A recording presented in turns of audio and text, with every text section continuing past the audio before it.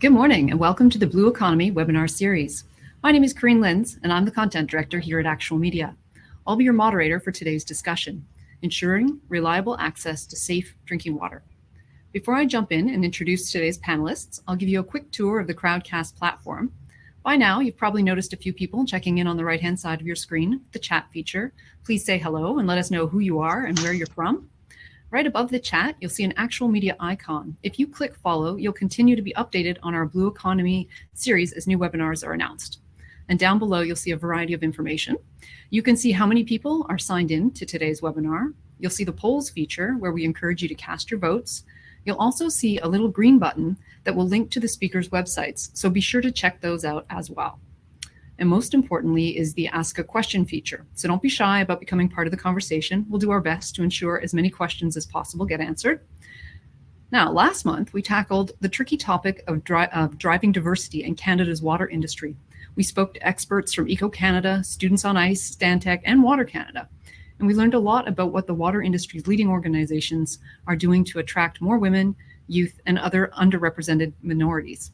If you missed it, and you'd like to pick up a few tips on what you can do to drive diversity in your own workplace, a recording of the discussion is available on Water Canada's events page. Today, we're tackling another important topic, ensuring reliable access to safe drinking water. Now, before I introduce today's speakers, I would like to take a minute to acknowledge the many First Nations and Indigenous peoples of Canada as the original stewards of this great country. I'm in Toronto, which is located on the traditional territory of many nations, including the Mississaugas of the Credit, the Anishinaabe, the Chippewa, the Haudenosaunee, and the Wendat peoples. We all share in the responsibility of our natural infrastructure, and there is much we can learn from the traditional knowledge of the land, water, and materials that allow us to build projects that benefit all Canadians. All right, so let's get started and meet today's experts. I'm going to begin by inviting each of our panelists to the screen. Once they're on screen, I'll have them spend a few minutes to introduce themselves and tell us a little bit about where they're from, what their role is, and what perspective they're bringing specifically to today's discussion. First up, we have Michelle Grenier from Ontario Waterworks Association. Good morning and welcome, Michelle. Good morning, Corinne. And then we have Majid Mohsani from the University of British Columbia. And coming any minute now. Next up, I'm sure Majid will be with us in a second. And we also have Mike Chalk from CBCL. So good morning. Hello. And welcome, Mike. And there's Majid. Good morning. Good morning. All right. So let's start with Michelle. Michelle, why don't you go ahead and introduce yourself? Tell us who you are, where you're from. Well, we know who you're, Michelle, now, but beyond that. Perfect. Thanks, Corinne. So yes, my name's Michelle Grenier, and I'm the Executive Director of the Ontario Waterworks Association. So we represent municipal water providers in Ontario, as well as the industry of the broad industry of water professionals working to ensure safe and sustainable drinking water to all Ontarians. I also volunteer with the Ontario Environment Industry Association, working with their advocacy committee there, and I'm on the Ryerson University, the Ryan Urban Water Centre Board of Advisors, and I'm also the chair of the Ontario Drinking Water Advisory Council. Many different hats. All of them do link back to drinking water and particularly the regulatory framework around establishing new or updated drinking water guidelines. And really happy to and looking forward to our discussion today. Excellent. Thank you.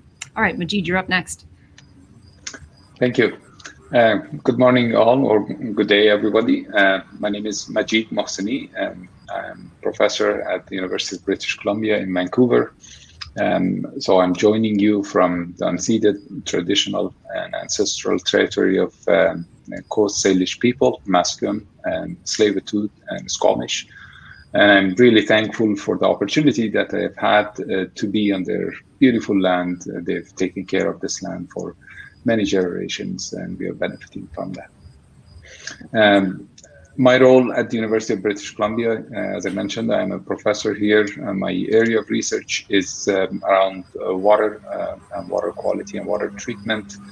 In particular, I'm focusing on my research side and on developing solutions that are appropriate for small and remote communities.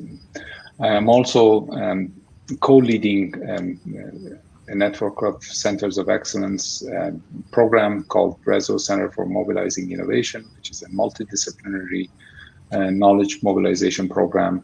It's co-led by Irving LeBlanc from Assembly of First Nations. And our mandate is really to work towards achieving socio-economically and technologically sustainable outcomes in water health for indigenous and remote and rural communities. Fantastic. Thank you. And Mike, you're up last. Hi there. Good morning or good afternoon here in Atlantic Canada. My name's Mike Chalk. I'm with CBCL Limited. CBCL is a 400-person engineering consulting firm based in Halifax. We practice mainly in Atlantic Canada across all disciplines of engineering. I am the manager of process engineering at CBCL, which is the group that designs water and wastewater treatment plants specifically. My background is in water treatment plant design, and I administer CBCL's partnership in the NSERC Research Chair in Water Quality Treatment at Dalhousie. And I manage our Indigenous water treatment practice, which includes the majority of Mi'kmaq communities in Atlantic region, as well as Innu communities in Labrador.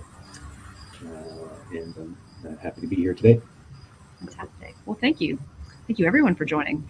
All right, well, let's dive into the discussion with a nice meaty question that comes from Water Canada's editor, Simran Chatha. So in Canada, the federal and provincial governments play an important role in setting and updating the guidelines and regulations needed to provide reliable access to safe drinking water. Is this shared responsibility effective for ensuring all Canadians have reliable access to safe drinking water? And are there areas where this shared responsibility creates gaps? Who would like to jump in first? I see smiles from Majid specifically, so I'm gonna throw it your way. Well, thanks, Corinne.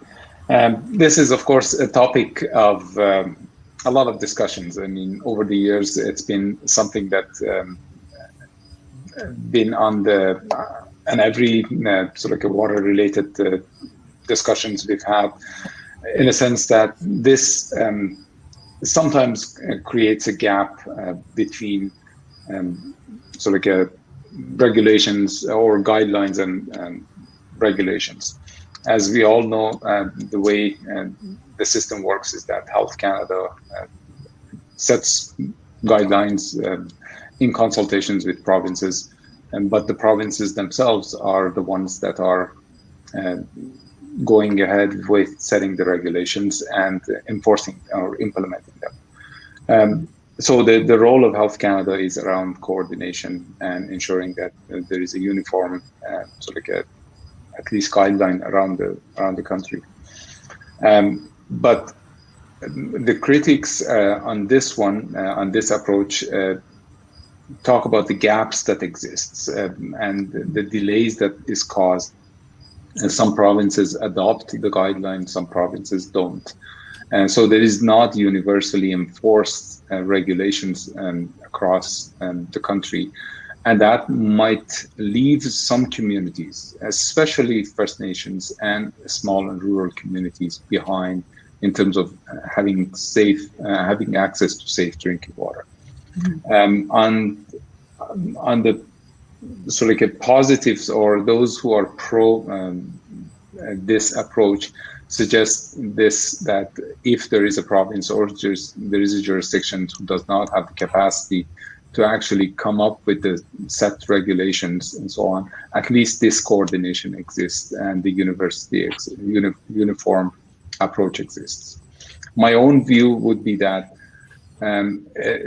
there are benefits or positives and negative aspects towards that. If you want to have the universal approach towards regulations or standards across the country, what it might happen is that if a small community, the area that I'm particularly working in, and I have more information, if they don't have the capacity to enforce it, they are going to fall behind. So there should be some room for some decentralization of approaches, and that would help, or that would allow for some local knowledge to be influenced in terms of how they want to set certain regulations around that. Okay. All right. Michelle, would you like to jump on that as well? Yeah, I would echo several of Majid's comments in terms of that coordination that does happen at the federal, provincial, territorial level with the Committee on Drinking Water, which is organized or supported by Health Canada. So there is a lot of collaboration and a lot of communication that occurs through that vehicle, to Majid's point again, to allow for standardization or leveling the playing field, because obviously with a country as vast as Canada, it's very difficult to take a one-size-fits-all approach. Not only geographically are there differences, but certainly demographically, the municipalities in Ontario are significantly different in terms of their structure and their capacity than, say, remote communities elsewhere in the country. So to that effect, I think that CDW table is an important mechanism in terms of ensuring everyone has the latest information and access to the same data and access to the same research that's being done in the drinking water file.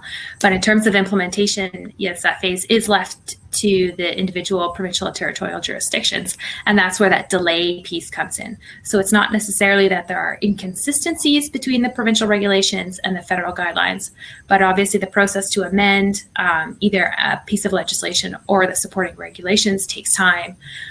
There's a political process involved, which we all know is affected by outside factors, election cycles, so on and so forth. And so I believe that to that point, the gaps are perhaps lags, maybe more than gaps specifically. And again, echoing Majid's comments, there are issues around the regulatory frameworks as it pertains to drinking water in First Nations communities, where again, they tend to be subject to the federal guidelines and not the provincial regulations. So the treatment requirements that may be in place at a municipality in Ontario, you may not see a similar requirement in a First Nations community that could very well be right next door. And it does create a disconnect. And I do think that is one of the areas where we need to focus some efforts moving forward. Makes sense. Mike, would you like to add a comment there? What I find interesting is that safety is inherently an assessment of risk, which involves an aspect of subjectivity. And it is true still that water that is deemed safe in one province, if you just move it across a provincial border, is then subject to a boil order in the next province. So it's still somewhat amazing that risk calculations can result in declarations of safety and 10 kilometers away declarations of complete non-acceptance, simply by the matter of the jurisdiction and the regulation of the province that governs. And in reality, of course, that can't be true. There is only one, true measure of what is safe and what is not safe, and you can come at that in many different ways. But the way in which we administer drinking water regulation on a provincial basis has that discrepancy still that exists. You take, for example, the requirement to filter surface waters. Is it a requirement or is it not a requirement?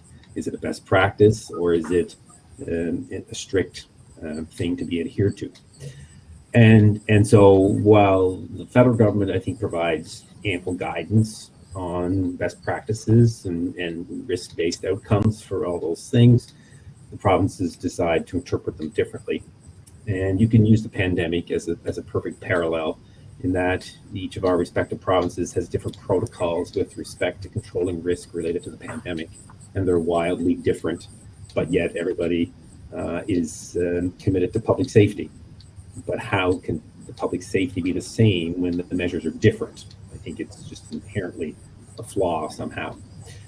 One thing with respect to Indigenous communities that we've done in Atlantic is we have taken an approach through Indigenous Services Canada and the communities we work with to essentially apply the Nova Scotia treatment standards across the region as the design protocol for water treatment for Indigenous communities in the region, which sets a level field that is as good as any other regulatory framework in the country at this point, which removes a lot of uncertainty around what the appropriate measures should be.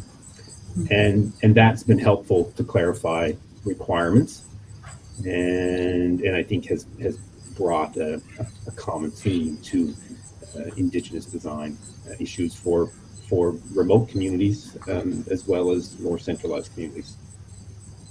Okay. On a similar theme, should the Canada Water Agency play a coordination role between the federal and provincial departments that are responsible for developing and updating drinking water guidelines and regulations? If so, what would this look like? Should this be coordinated at a national level or at a regional level? And I don't know, Michelle, I'm gonna start with you on this one. Okay, thanks, Corinne. Yeah, I think we need to look at the structures that are already in place. And yes, even at the federal level, we have different government departments engaged in the drinking water file, whether it's Environment Canada, even transportation, Transport Canada, Fisheries and Oceans, Health Canada, and so on and so forth. And so there is the CDW, again, as I mentioned previously, that exists already to fulfill that function. And again, I apologize. I have sat in on a few of the consultation sessions regarding the mandate or the potential mandate for the CWA, but I'm not entirely certain which direction that's going to take. I didn't get a sort of really solid feel for what their mandate's going to be. So I think it's interesting to see would that function that's being fulfilled by the CDW right now essentially be transferred over there as part of a broader mandate as to a more holistic approach to water management federally. But again, to Mike's point and Majid earlier, there are very specific regional barriers or challenges that need to be overcome that I don't think can necessarily be addressed through a top-down approach. Again, the needs of small or remote or more rural communities are vastly different than those of large municipal systems. And I think that while the existing system isn't 100% effective, neither do I think it's broke necessarily. So it will be interesting to find the balance between how do we encompass the various aspects of safe drinking water, again from source to tap and then back to source.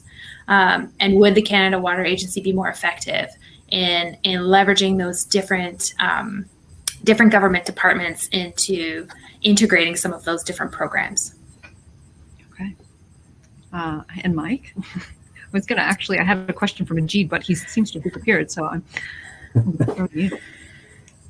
Yeah, I think I'd agree with Michelle that to put it bluntly, when I look in the CWA, I don't think it has a clear mandate or yet knows what it's going to be, and I can't figure out how it's not going to be more of something that already exists. And so, in that light, I'm unable to find a context in which it fills a hole. The system we have is, I think, fine.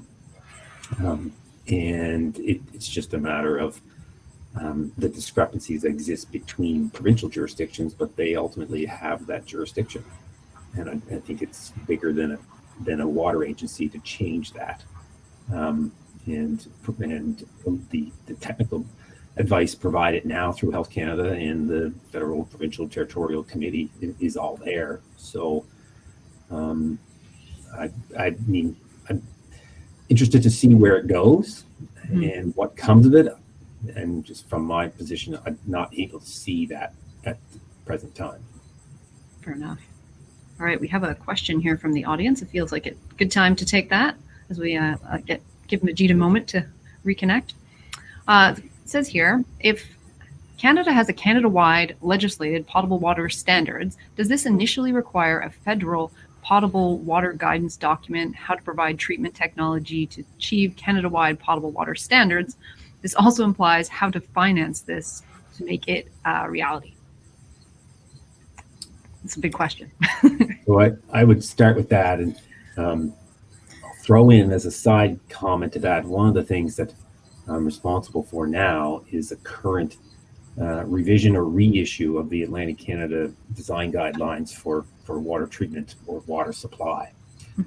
which mirrors something like the 10-state standards or something that BC is developing themselves as well. And what triggered me in the question is the use of the word standard. So standard versus guideline versus regulation has different meaning depending on who says it and who hears it. And its context matters when using phrases of, say, standards, in that in drinking water currently, as I understand it as a practitioner, the federal government does not have the jurisdiction to impose regulatory limits on drinking water quality. It's a provincial matter by constitutional authority. And as such, Health Canada can only issue guidelines and say these are best practices. We think this is what you should follow, provinces, but it's up to you if you want to. And I don't think the authority exists to issue something at a national level that is enforceable as a regulation. And a standard falls in between a regulation and a guideline. At least that's my interpretation. Yeah, I think that's a very tidy way to summarize it, Mike. I agree. Even in Ontario, if you look at the framework, it's similar to Nova Scotia's in that we have the Safe Drinking Water Act and the Clean Water Act and the Ontario Water Resources Act. We have the supporting regulations. Then we also have the design guidelines for drinking water systems and sewage works. But we have other supporting documents adopted by reference in the legislation, such as the drinking water disinfection procedure, water main disinfection procedure. So it's in the minimum treatment requirements are spelled out almost in reverse order, building from those disinfection procedures and moving your way back up through the regulations to where the drinking water standards are referenced, and then back into the Act and the overall intent of the Act. And so it is fairly complex, and to Mike's point, very different approaches across the country in terms of how those minimum requirements, regulatory requirements, are established. And again, it's been a matter of provincial jurisdiction thus far, and I don't know that there are efficiencies to be gained by legislating that at the federal level, even if it were possible. Okay, fantastic. All right, then let's skip back over here. Let's switch gears a little bit now. I'm looking at our time and I realize we're covering lots of good stuff, but we have lots of good stuff to fit in too. So let's go with, here we are. I'd like to get your thoughts on what you see as some existing and or emerging issues that need to be addressed related to drinking water in Canada. Certainly climate change, emerging contaminants must be on the list. I have you pegged, Michelle, to start here just based on some comments that I'd seen in our notes earlier. Why don't you go ahead? Yeah, thanks, Corinne. Again, I have one sort of emerging issue and then one existing issue that I'd like to present to the group for discussion. And the first is one that's been on our radar for some time here in Ontario, and I know it's being dealt with in BC. It's the issue of PFAS, the poly and perfluorinated alkyl substances, and again, we know these are pervasive in the environment. It's been, the subject of a movie south of the border, and obviously it's taken up quite a bit of time with the EPA and in Congress.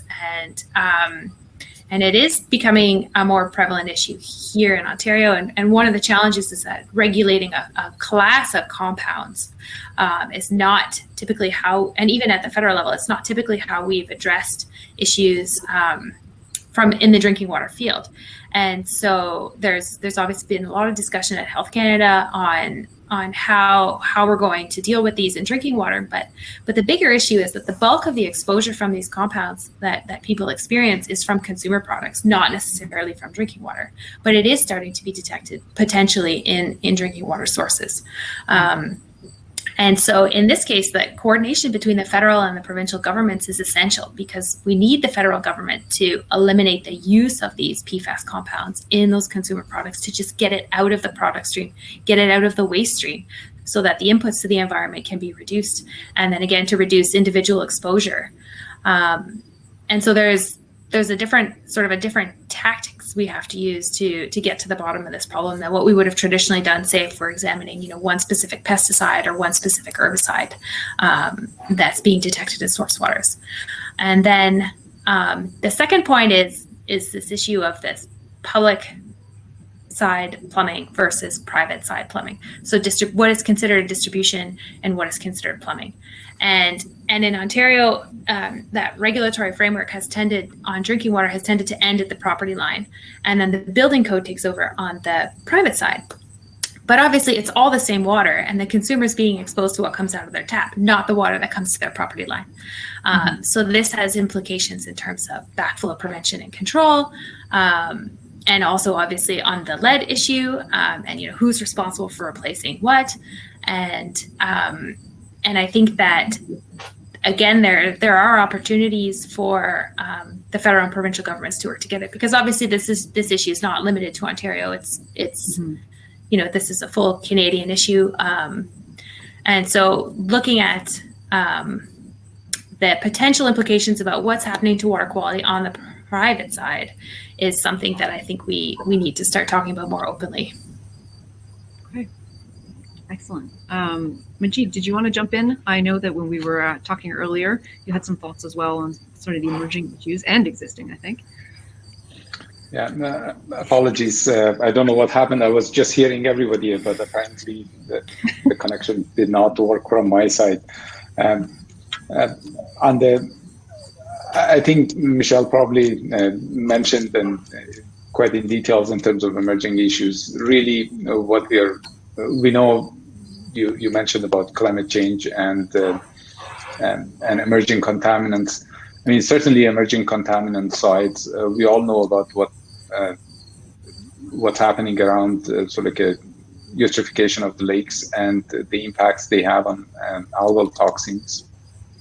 They seem to not come at the news more recently because another emerging contaminant, PFAS, has popped up, and a lot of municipalities and utilities are concerned about, especially in the US, but definitely in Canada. And a lot of our water sources are potentially affected by PFAS as one of the emerging contaminants that are out there. But one thing I want to mention that is not really emerging issues, but really a lot of our remote communities are still struggling with their sort of primary concerns, which is really disinfection. And that's why we have a lot of boil water advisories, especially now in many parts of the country. So those have not disappeared, and we need to still be mindful of what's happening in terms of the common contaminants that are out there. DBPs, just given the fact that we don't have regulations in many provinces around disinfection byproducts, DBPs are still an issue for many of our communities in different jurisdictions. So we shouldn't lose sight of those contaminants while we are paying attention to the more emerging ones that are of concerns in many jurisdictions. I also want to add to the list perhaps microplastics that are being considered or being looked at by some of the larger utilities as well. Sure. Micah, you've got to have some strong feelings about this as someone who's looking at water treatment constantly. Yeah, quite easily. The 4 harmful algal blooms, corrosion, including premise plumbing and responsibilities, PFAS, and microplastics. But there's third and fourth, or distant third and fourth for me. HABs are number 1. Also in hockey, they're number 1 too, by the way. But like corrosion, premise plumbing, the changing paradigm of responsibility for corrosion outcomes, including Legionella in buildings and campuses, and the growing pressure to apply responsibility to a municipal provider with respect to impacts on premise plumbing. That paradigm is going to continue to change for a while. But number 1 for me at the moment is HABs. It's harmful algal blooms, algal toxins, taste and odor. And in this region, lake recovery and changing surface waters and climate effects that trigger those things. And that's something that's been present elsewhere. Ontario and the Great Lakes have had taste and odor control for a long time. Ozonation plants are very common, but in other parts of the country, they're not. And that's applying a lot of pressure now, I think, as an emerging issue. Okay. Can we break these issues down a bit further in terms of what role should government play in addressing these issues? What steps need to be taken to prevent the politics from getting in the way of meaningful action? You want to jump Yeah, in? I'll jump in. Yeah. Again, so yeah, as I mentioned, we need, the federal government recently announced its intention to regulate PFAS as a class and also to look at their use. And again, so looking at the class of compounds from a holistic point of view and how they end up in the environment and what the sources are. Because again, we don't have any manufacturers of PFAS compounds in Canada, but we do have a lot of industries that use it as an ingredient, let's say, for lack of a better word. And the provinces recognize the challenge in this and the need to coordinate with the feds on that. And I think a lot of work's being done on that front. The Lake Erie, specifically to the algal blooms, obviously we share a border with the US on a number of the Great Lakes. And so the inputs to those Great Lakes don't respect international boundaries. So obviously there's international cooperation that's needed to mitigate some of those inputs, specifically nutrient inputs to the Great Lakes to ensure that those algal blooms are managed. You can go onto the NOAA website in the US and get, real-time visual assessments of the size, the sheer mass of algae in the Great Lakes to see how significant the issue really is year over year and the increase that we're seeing in those. And then again, climate change it's going to take everyone to get on board and recognize the impact it's having not only on our communities but on our natural environment and our infrastructure. And that's not something we can solve locally. Okay, Mike, Majid, would either of you like to jump in? I think that the issues are unfolding now, and there is coordination that's happening, and sometimes going in different directions. If you just take harmful algal bloom issues and cyanotoxins, the array of toxins that are potentially under the umbrella of algal toxins is huge, and there are discrepancies in regulation now, not just in Canada, but if you look to the US or World Health, on what categories of toxins to regulate at what levels. Microcystin was the only one for a while, and introduced anatoxin and saxitoxin and cylindrospermopsin, and then you can go on and on and on from there.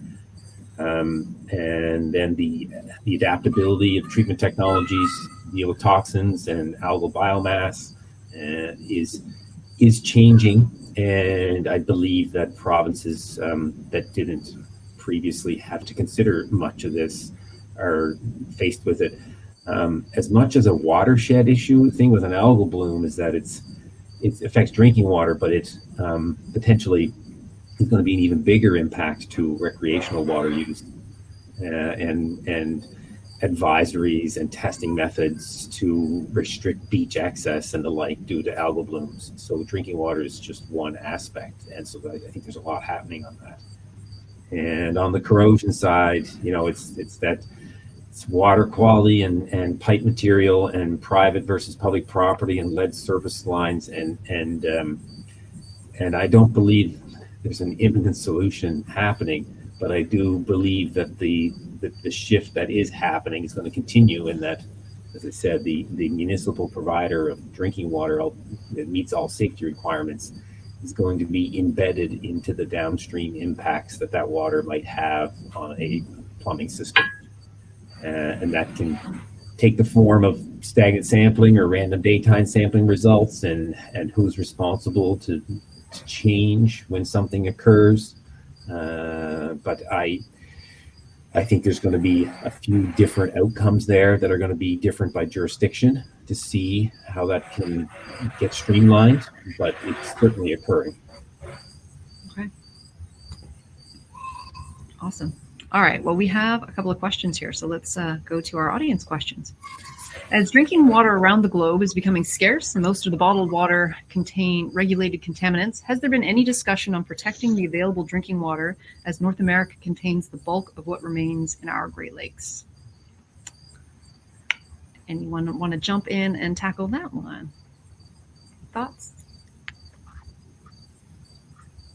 I think bulk water, well, the Great Lakes are a shared border, and there's been, several decades of attempts around, co-management of the resource. Mhm. Bulk water exports from Canada have been around for a couple decades, and I don't believe there's a strong appetite. And then there's just protection of what Canada has as its own. On the drinking water side, the watershed protection, source water protection programs are constantly under pressure. And I think the pressure is going to continue to be there for a while to come. And I don't know where that's headed, but I do know that there is a strong movement to protect watersheds, existing ones. But there's always the dynamic of development pressure versus watershed protection, and who wins and loses, I suppose you could call it that, is changing all the time. But the Great Lakes are a huge resource on a shared border, and that's even a bigger issue on its own. Yeah, the Great Lakes St. Lawrence Governors and Premiers Compact Council is the body that examines requests for diversions from the Great Lakes. And so they have had one approved a couple years ago, but it's been very controversial. It's called the Waukesha diversion. And I believe that's a community in Wisconsin, if I'm not mistaken. And it has essentially, what it did going through that process, because it was appealed by some of the other stakeholders, the approval of the diversion was appealed. And so what it did is it reaffirmed the council's methodology for assessing the initial application for the diversion, and then also the process for appealing the approval. Because they've really had to look at whether or not those decisions are transparent and defensible, and whether it would prevent a future request or, again, a future appeal if communities and other stakeholders don't have the resources to actually appeal to the council. So it's very complex. Obviously, there are issues of international law at play, and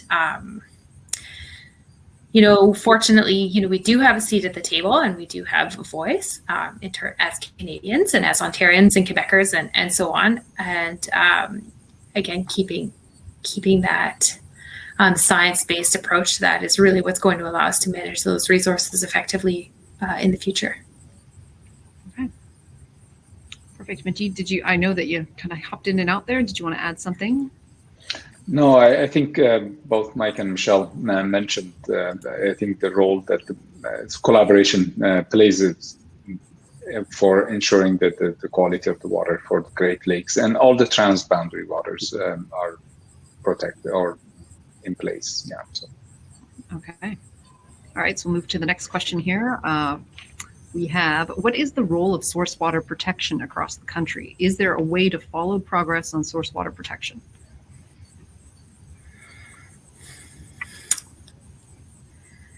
That's a great question. It's the approach is done differently, province by province and territory by territory. And even in the U.S., a lot of the work that's being done in source water protection is fairly recent. The United States Department of Agriculture issued some fairly large grants to utilities last year, or in the last couple of years, who wanted to initiate this process. So it's been interesting watching that unfold, whereas in Ontario, the Clean Water Act was proclaimed in 2006, and the source water protection plans were all developed, at least 10 years ago. But in terms of that monitoring piece, that testing piece, to say, what progress has been made, it is difficult because obviously changes at the watershed scale don't occur overnight. The environment only has so much capacity. We talk about assimilative capacity, but whether it's to the good or whether it's to the bad, obviously those trends are far longer than just a 1 to 5 year scale. And so I don't think you go out into your watershed with your checklist and say, yep, these things are all great. So obviously I know a ton of work is being done within those source water protection committees here in Ontario. And the system is very robust. But I think my personal feeling is that it is going to take time before we can actually sort of measure or demonstrate what those specific impacts have been?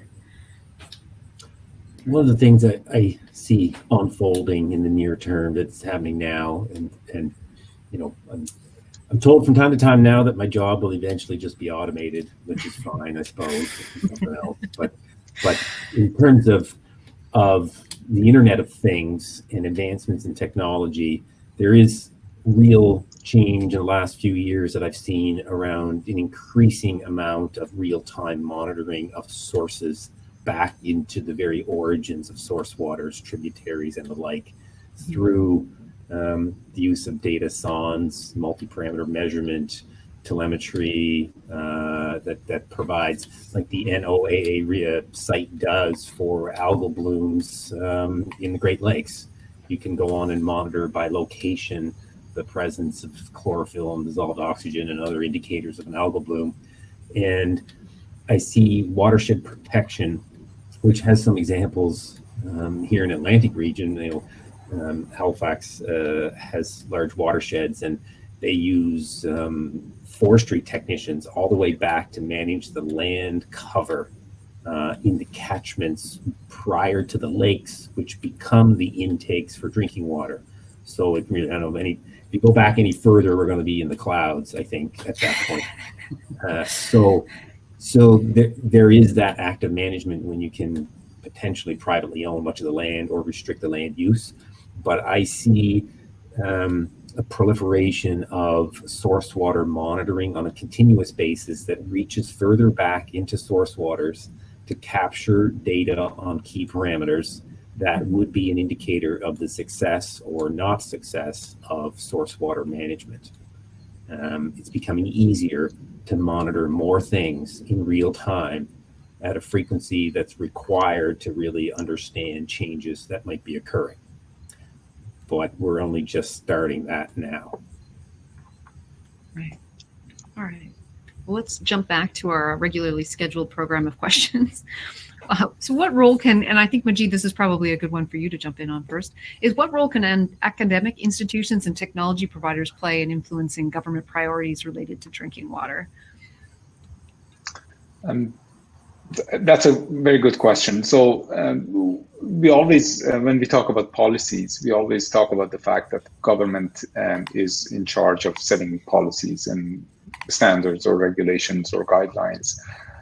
The key is that government policies are not developed in vacuum. I mean, they need to work hand in hand with industries, with academics, and so on, because they need to move forward with whether it's developing new solutions or whether advancing the science to the point that the government can really work towards setting the standards or really comfortably say whether it's a level of contaminants to be lowered or the type of monitoring to be in place. These things need to be in place in advance of the government setting the policies. So there is a lot that both of these sectors, all the stakeholders can play in terms of really supporting the government for advancing the policies.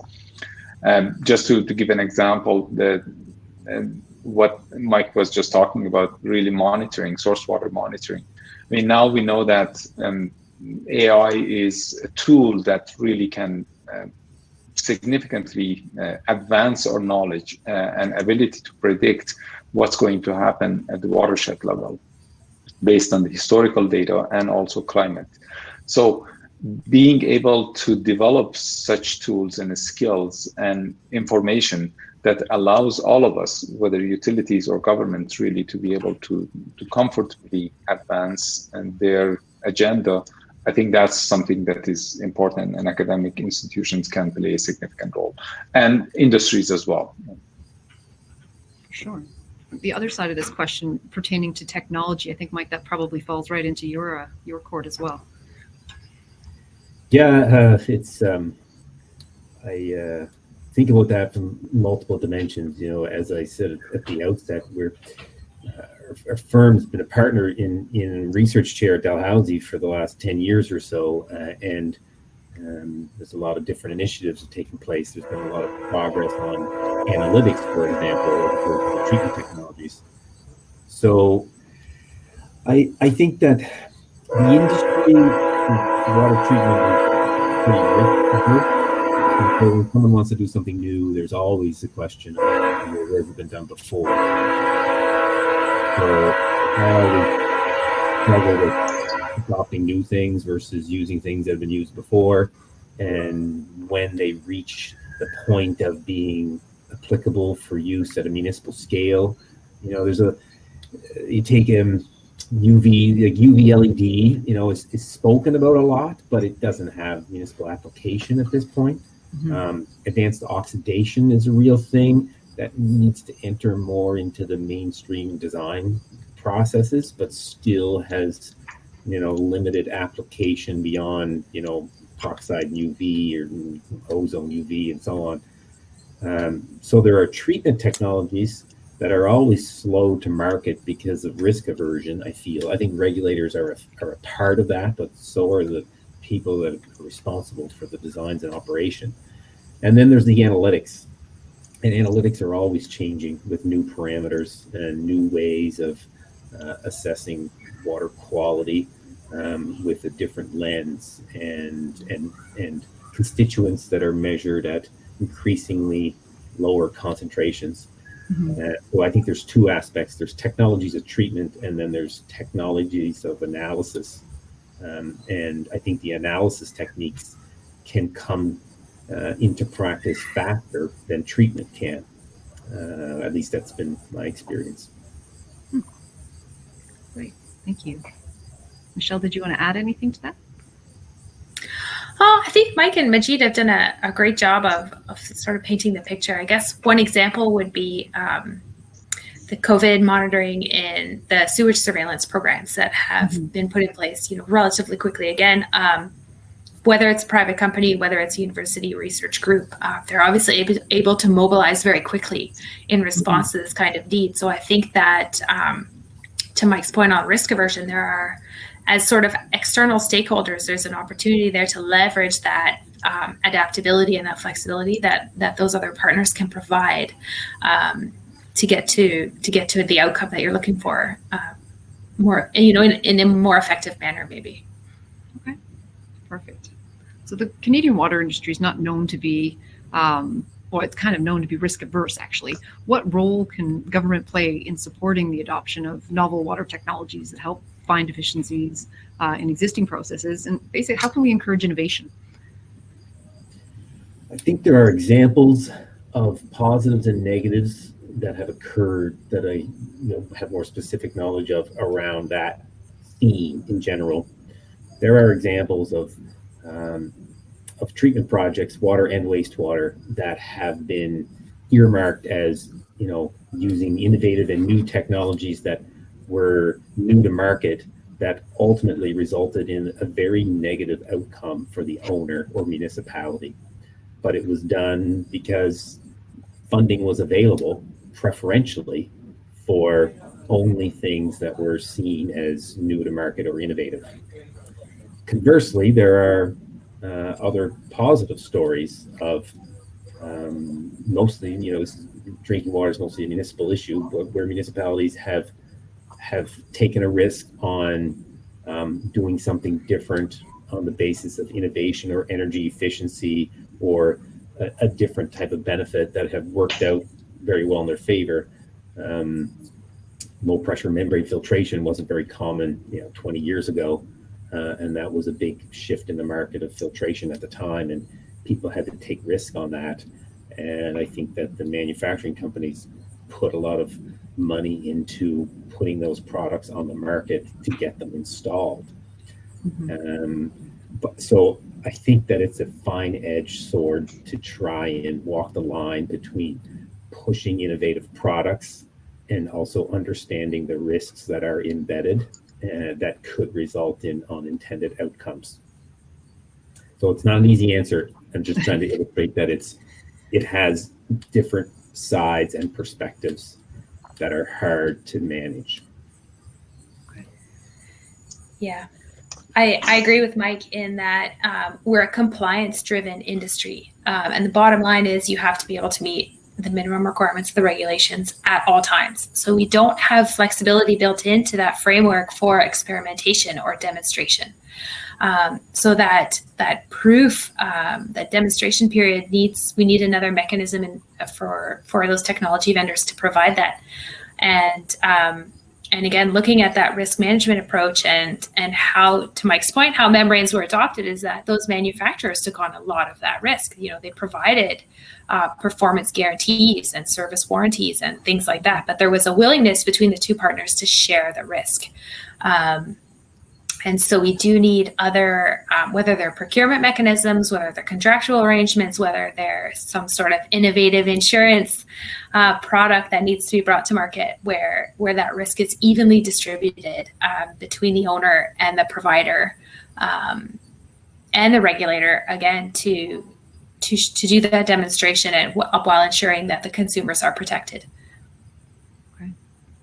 Just to add to that, I think in general, yes, water industry is risk averse because it's related to the public health, and any misstep can really damage or put a stain on the industries.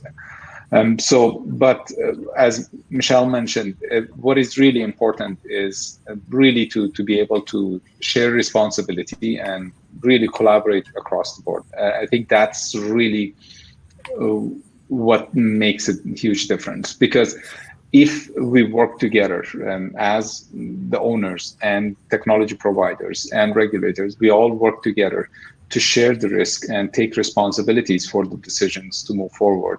I think then the finger pointing is going to be reduced and everybody takes the risk and move forward with that. And also, having the owners participate fully and take responsibilities sometimes helps with the rapid piloting of new technologies.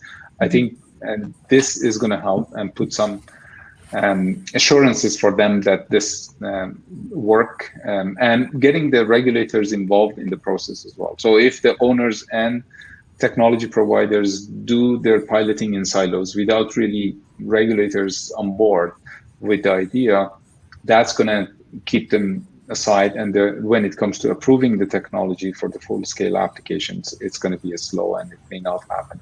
But if they are involved along the process, that's going to really help with the fast pace or speed of the implementation and bringing new products to the market. I'd also want to add there that one shift that has occurred, outside of my own career path before my time, has been, for obvious reason, the governments, provincial and federal and agencies alike, moving out of not just R&D, but moving out of conducting their own science and publication for the public good and downloading it to industry, which then silos it into private industry, one at a time, and IP rights and so on. So to use an example, like I have fortunate to work at a place that has a long corporate memory of water and wastewater treatment, and I can go down the hall and pull a book off the shelf from 1965, which was peer-reviewed science published by the federal government around best practices in wastewater treatment at that time. And lo and behold, it's basically a precursor to something like Metcalfe and Eddy in wastewater treatment.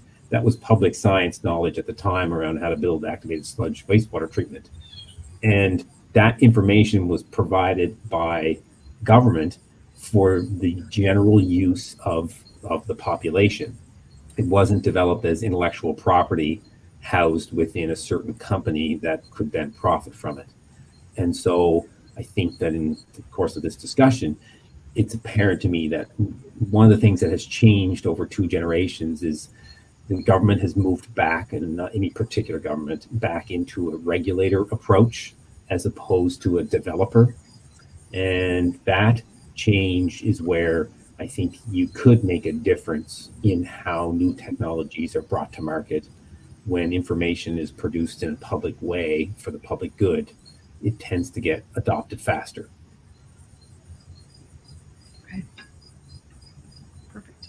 All right, what I'm going to do quickly here is a quick reminder to everyone, if you haven't already, please cast your vote in the poll question there. And I will take a question from our audience. I think we have time for just one more question from the audience and a bit of a wrap up. So Interesting and timely question here on slightly different topic. So wondering if the panel knows what emerging risks from wildfires, what the risks are from wildfires. I have relatives out west are on a long-term drinking water advisory due to wildfires in the area. Is there research about how to manage this type of risk for drinking water? Seems like it's a topic that must be much more front and center at the moment.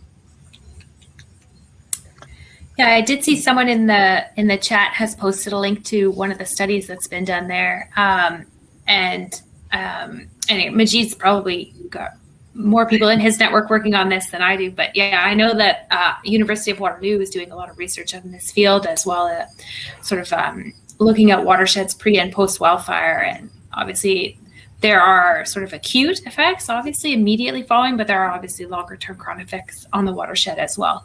I'm not an expert on any of those, and so I will pass it on.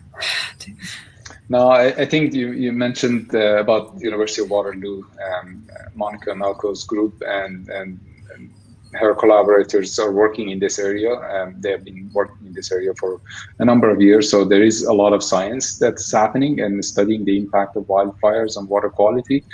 But I mean, some of the apparent and very imminent concerns are around the change in the nutrient content in the watersheds when the fire retardants are utilized heavily in the area. So that adds then or changes the nitrogen content in the water, which might have some downstream impacts.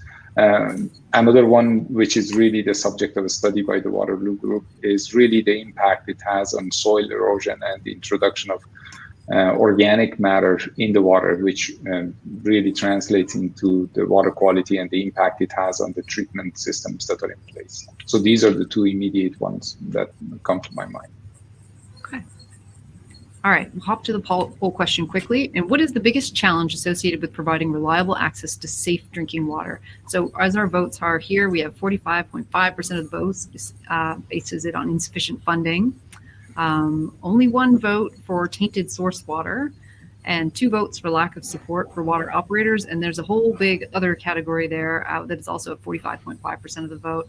Any comments on this from our panelists here? Does this align with your own thinking, or is there surprises here? I put the operators at more than 6%. I use this is my own cheesy acronym for this, and I've never claimed to invent anything, but I think I might have made my own acronym. Is that access to safe water is always a big feat. It's an FEAT, and you need 4 parts.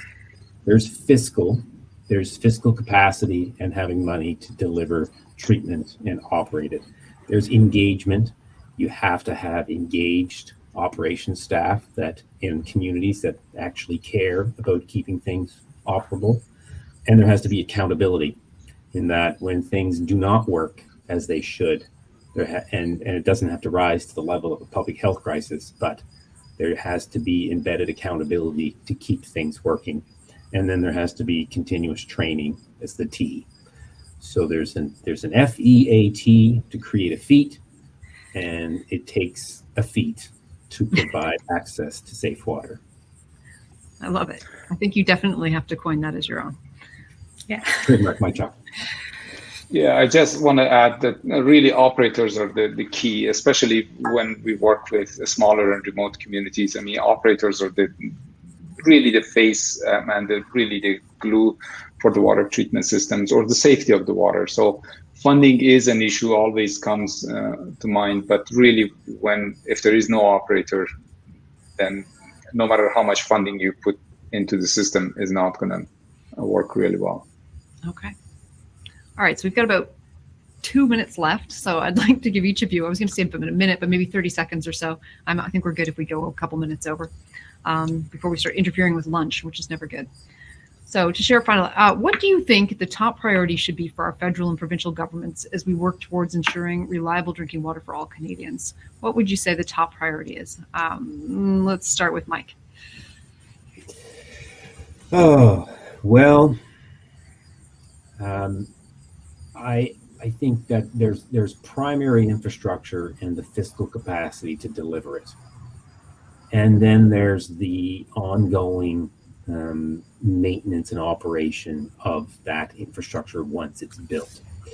And the regulatory framework that wraps around all of it, I think that it's easier for everyone to just understand how we need a check to build something, build it, it will treat the water and meet the outcome, and everything should be good.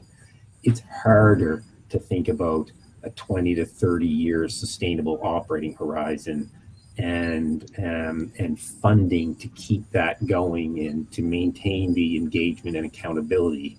It's not just money at that point. There's more in that side.